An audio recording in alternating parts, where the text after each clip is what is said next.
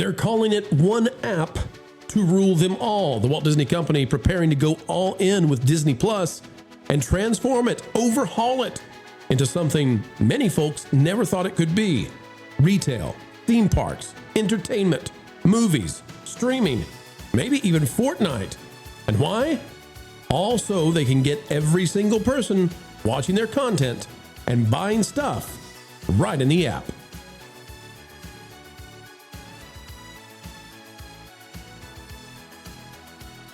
Well, it's a good day, folks, to have you joining us. Thank you as ever. We treasure the time we spend together. It is an honor. As we dive in, click that like button, and we'll explain why gambling may be coming to Disney Plus. Say what?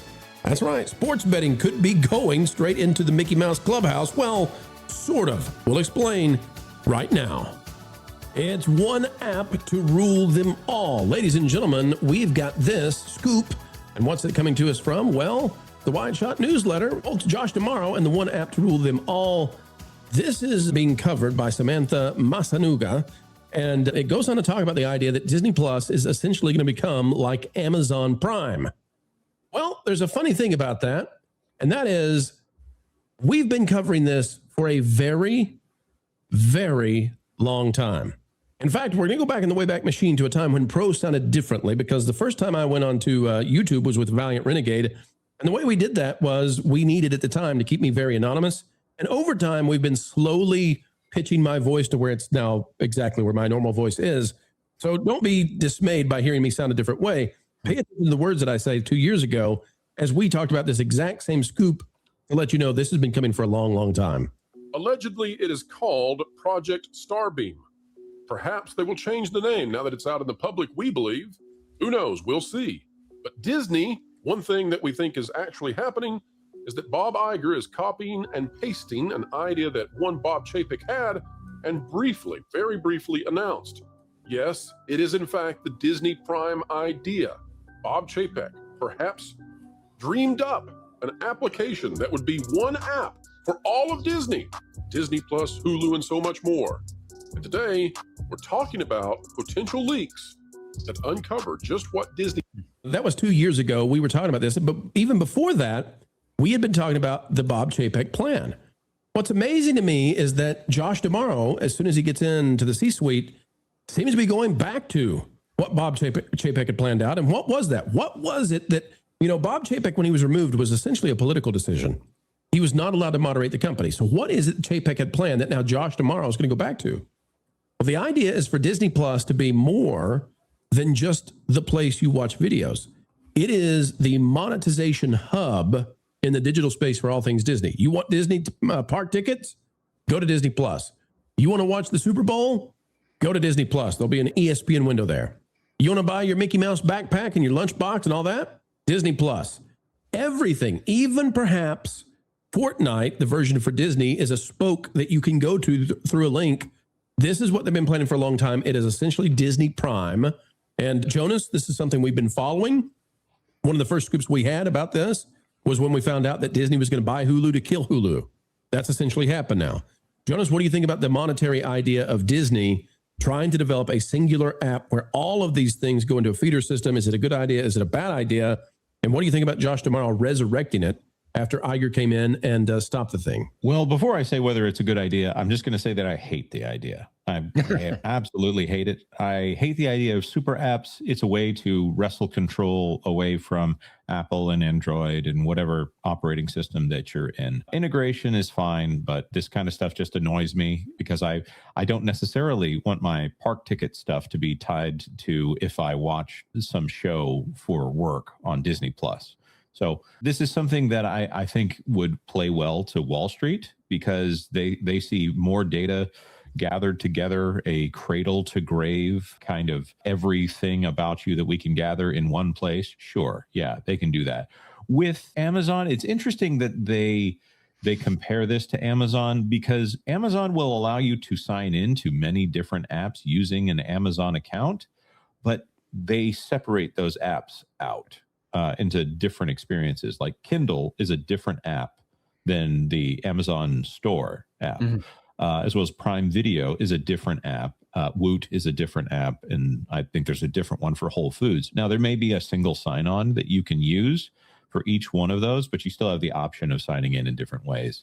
As I understand it, this was the pitch to the board that got him the job. He was trying to find a way to monetize Disney Plus better, which obviously is something the company needs to do. They've wasted, in my opinion, $15 million on the low side on an app that people barely watch, and on the high side, more like 150 million trying to make that work. Billion, sorry, I dropped the B there. This is something that they probably need to do for lip service, but really they need to be focusing on making those parks as profitable and as much of a draw as possible. Without advocating for it, though, Christian, there is a distinct power in having the retail side of Disney also completely intermeshed with the delivery of the content. So you might imagine, for example, that if there's product placement in a certain movie, when the product placement shows up, they could actually put a little, a clickable link in that for people to go there. Or if you really like Moana, they can detect that, right? They can detect that you've watched, your little girl has watched Moana 7 times in the last 12 days. And suddenly on Disney Plus, all of the ads plus a link that you can go to is Moana and takes you straight into the Disney, the Disney store in the app. There's a power in that, and I think that's what they're after. What do you think is the benefit to third parties? Maybe do you think that's a potent part of what Wall Street will be looking at? I don't know. I agree with Jonas as far as I understand the business pitch on this area. It does make sense in a certain way, and I get sort of the synergy and using all the resources under the Disney umbrella. I get that. But a couple of things, I think the Disney brand has been beaten up in the last few years, and it's obviously self-inflicted wounds. So maybe not the best time to launch something of this caliber, this size. So that's an issue. And also, I just think we're getting more and more suspicious of, geez, I just looked for boots on Google, and all of a sudden on Facebook, I'm getting boots ads for boots.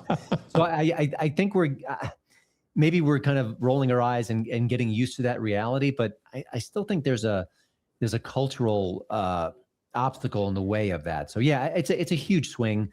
I understand the purpose behind it, but making it happen, I think, would be very risky. I think the chances of success are small, but if they do succeed, it would be significant. Right. Putting just as a parent, putting Disney shopping right next to where babysitter content is, it seems like a horrible idea. I was going to say talking about your devices listening to you and tailoring it and the paranoia that it creates. Yeah. I ran an experiment years ago. Something that I would never search for, I started including in my everyday speech, and I would just slip it in unusual ways, and people would laugh about it because they knew what I was doing. But I started saying rutabaga. It took 2 weeks, but I finally got advertisements for rutabagas. It took 2 weeks. Not high on the list, I would say, of priorities for Amazon and Google. But yeah. Anyway, the power of this, from Disney's standpoint, is they want everything under one singular umbrella, and they've kind of given that away with the Hulu deal, right?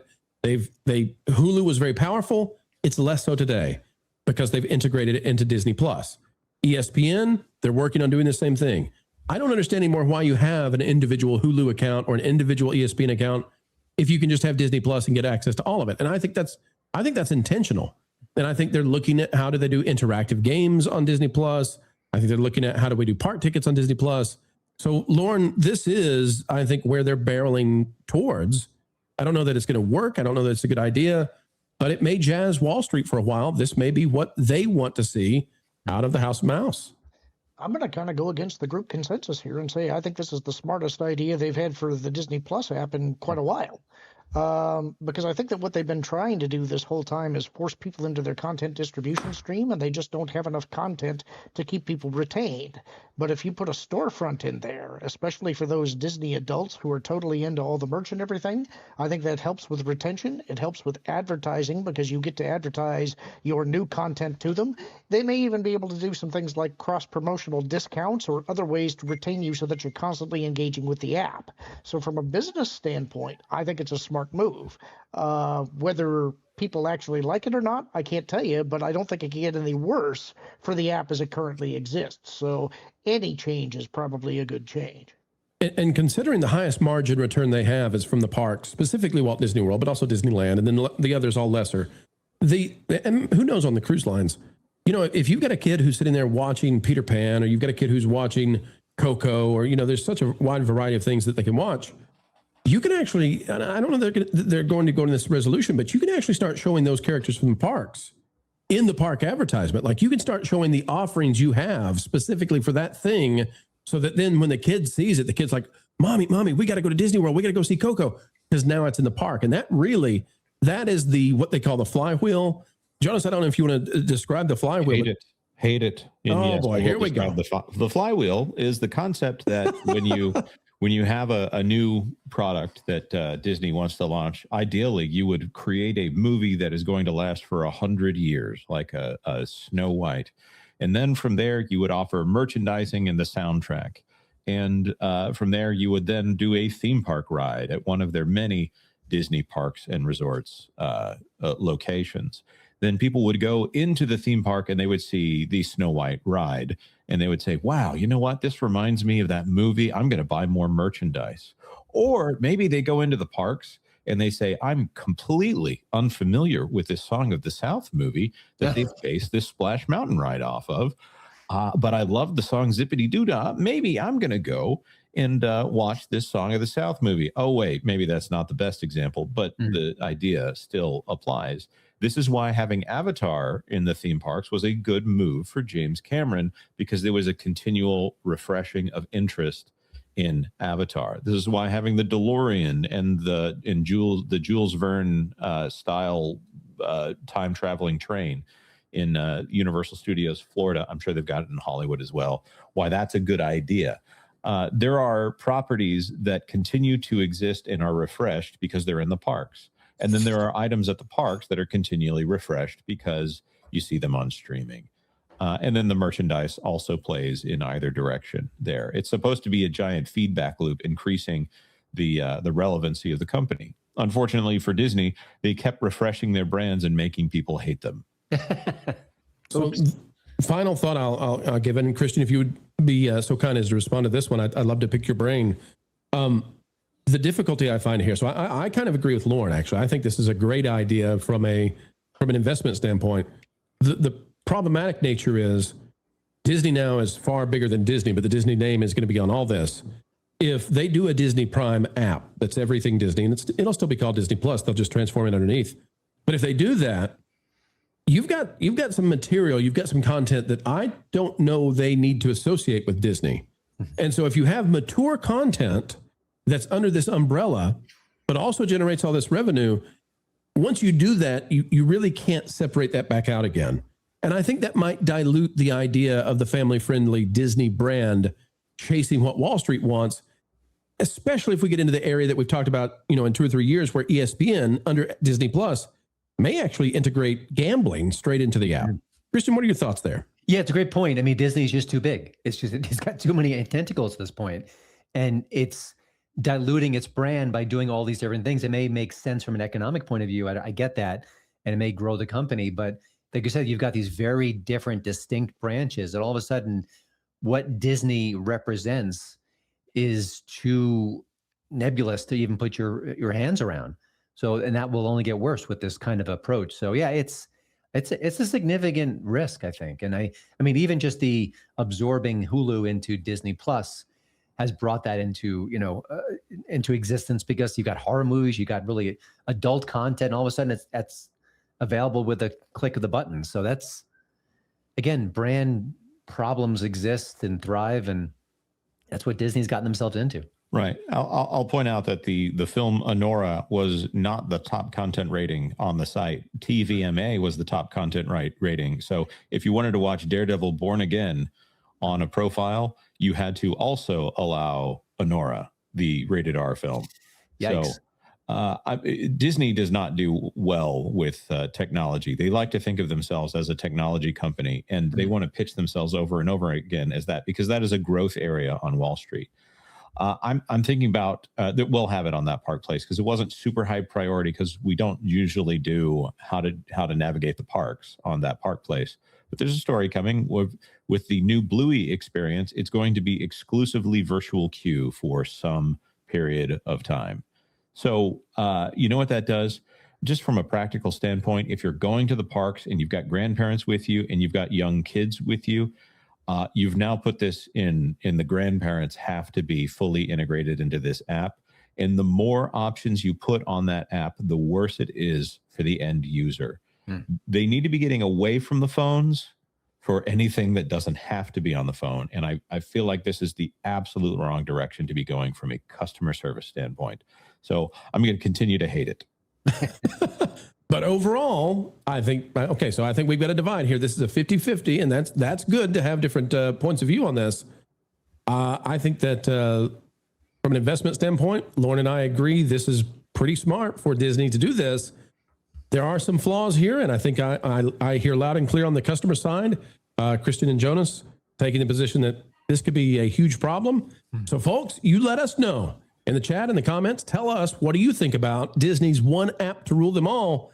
And also, the idea that Bob Chapek came up with this sat dormant under Bob Iger. Josh tomorrow comes into town, and where does he go? Back to the Bob Big Bob didn't care for. And put another one in the can, folks. A video of excellence has been birthed into existence, and you were there to witness it. Thank you for participating. We hope you had a good time. Folks, it's a great time anytime we get to share time with you, and we mean it. The only thing additional we ask, on the way out the door, consider clicking the like button. Share, subscribe, click it and stick it to those pesky algorithms. It is the notification bell. Drop a comment down below. And oh, by the way, if you would be so kind, perhaps share this out on your favorite social media platforms. Folks, we've got all kinds of content coming your way. If you are interested in going even beyond all of that, well, there's a Pro Store, and you can always find those items directly below the video you're watching. The Pro Store, it's a cool place to check out for items that, well, definitely Disney and the rest are not going to sell you, but we're happy to do so. Until the next time, keep learning, keep growing, and as always, keep having fun.